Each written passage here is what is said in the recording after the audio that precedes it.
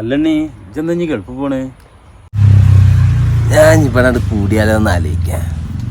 അറബീനൊക്കെ പറ്റിച്ച് മാടുത്ത് ആ ത്രില്ലാണ് നഷ്ടപ്പെട്ടു. അല്ലണ്ണി നാട്ടിൽ പിന്നെ എങ്ങനെ ജീവിച്ചഞ്ഞി?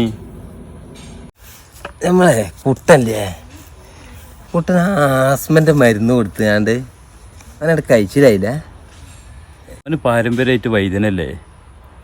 അങ്ങനെ എന്തെങ്കിലും ചെയ്താലോ എന്ന് ആലോചിക്കാൻ. അനക്ക് എന്ത് തേങ്ങ അറിയാം?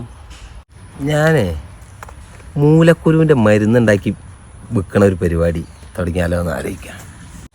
എടാ അനക്കതിന് മരുന്നറിയാ? അതറിയാനൊന്നുമില്ല.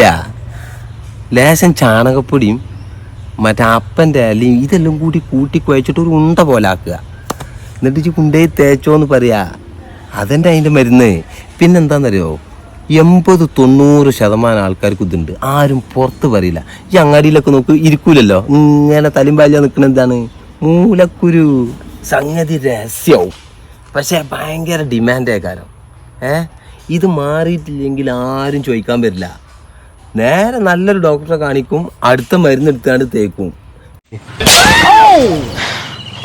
അനക്കൊന്നും ഇതിന്റെ വേദന പറഞ്ഞാൽ മനസ്സിലാവില്ലടാ പട്ടി.